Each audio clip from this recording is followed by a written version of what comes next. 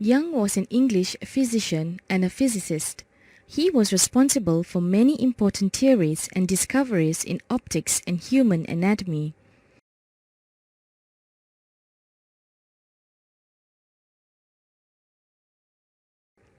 At the turn of the 19th century, Isaac Newton's particle or corpuscular theory of light was accepted by many scientists.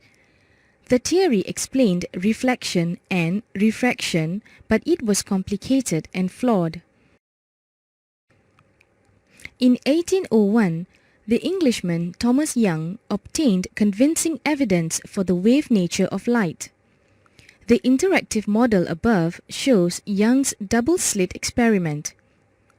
Light passes through the two narrow slits and the resulting image is captured on a screen. Click the Newton's particle theory button to observe the image that should be formed on the screen if light were composed of particles. Click the Young's wave theory button to observe the image that should be formed on the screen if light were waves.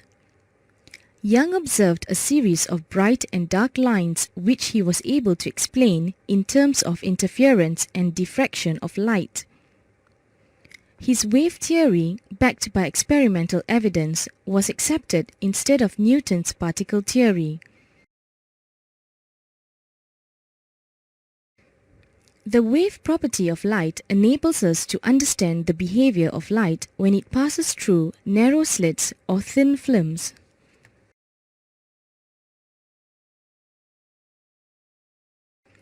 Introduction to Interference, Young's double slit.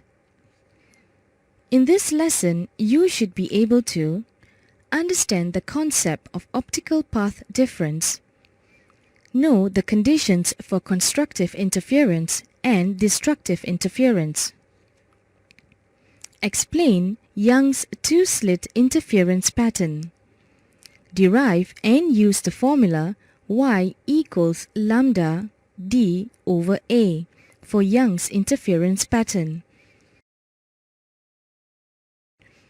The principle of superposition can be used to find the resultant displacement when two waves of the same frequency and amplitude are superimposed.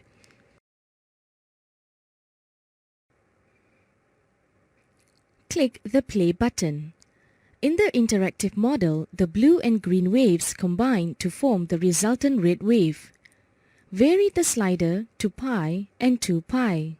Then click the play button for each chosen value. What is the effect of changing the phase difference between wave A and wave B?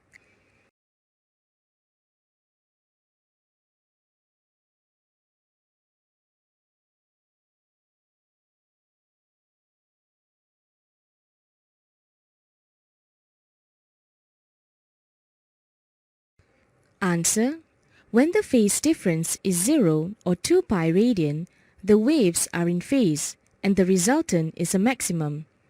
If, however, the phase difference is pi radian, the waves are in antiphase and the resultant is a minimum.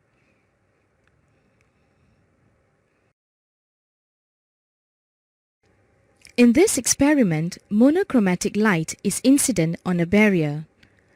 Click the single slit button to see what happens when a single slit is present. What happens to the light when it passes through the slit? Answer: the light spreads out due to diffraction. Now click the double slit button to form a second slit. What do you notice? Answer: light from each slit overlaps and interference occurs. This results in a pattern of evenly spaced bright and dark fringes on the screen. This is called an interference pattern. Click on the interference pattern to zoom in.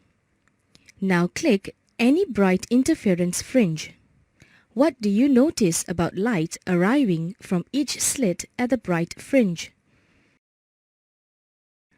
Answer: Waves from each slit arrive in phase to form a bright fringe. Constructive interference occurs here.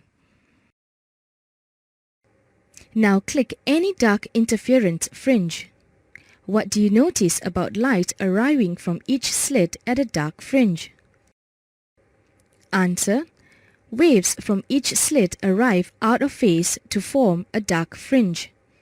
Destructive interference occurs here. Click on the zero-order bright fringe. The light from each slit travels an equal optical path length from the slits to the screen. Since the light waves are in phase at the slits and the optical path lengths are equal, they arrive at this point in phase. This results in constructive interference, producing a bright fringe. Now click on a first-order maximum. The waves from one slit has travelled exactly one extra wavelength, so both waves arrive in phase, forming a bright fringe.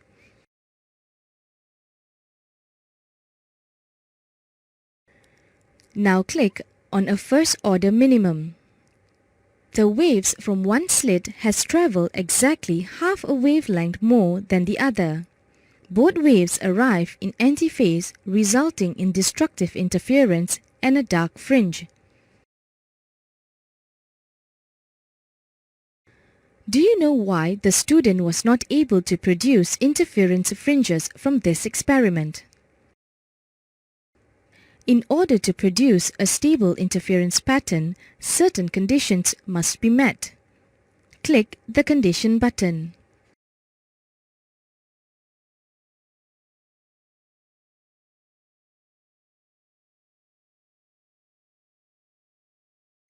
The screen is placed at the perpendicular distance d from slits S1 and S2, which are separated by a distance a. A monochromatic source is used. The waves emerging from S1 and S2 have the same frequency and amplitude, and they are in phase. These two coherent waves meet at point P. At P, the wave from S2 travels further than the wave from S1. Click L2 to find a point that shows part of L2 equals to L1. The difference in distance from S1 and S2 to a particular point is called the path difference delta L. Click the Zoom button to observe the expression of delta L.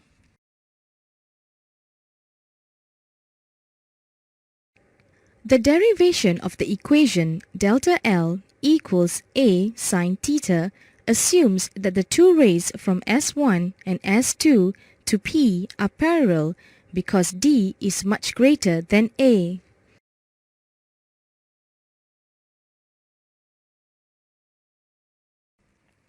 For a path difference delta L, a phase difference phi is produced. A path difference of one wavelength corresponds to a phase difference of 2 pi radians.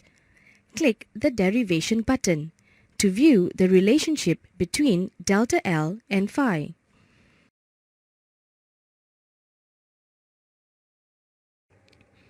Click on each of the bright fringes where constructive interference results in a maximum of intensity. Can you deduce the general expression for each of the bright fringes in terms of L1, L2, and lambda? Click on each of the dark fringes where destructive interference results in a minimum of intensity. Can you deduce the general expression for each of the dark fringes in terms of L1, L2, and lambda? Click the expression button to see the answer.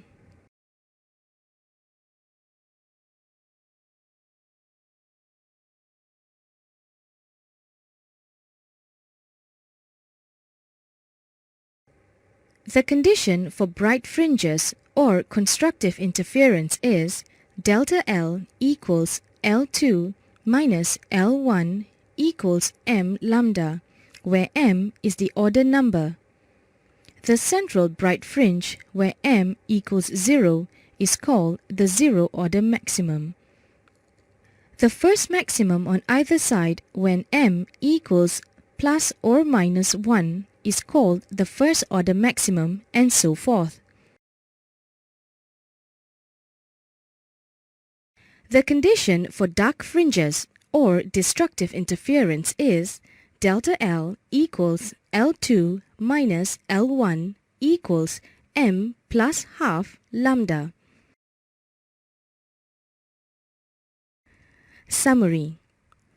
Part difference delta L is given by delta L equals L2 minus L1 equals A sine theta.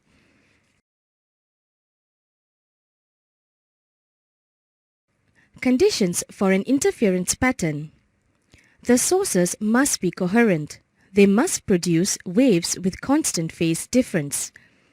The waves must have the same or almost the same amplitude. The superposition principle must apply.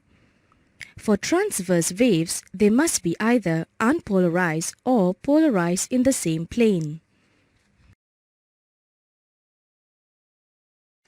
Constructive interference. 1. Delta L equals L2 minus L1 equals m lambda. 2. Bright fringes are produced.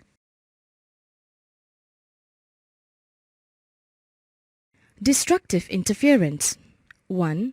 Delta L equals L2 minus L1 equals m plus half lambda. 2. Dark fringes are produced.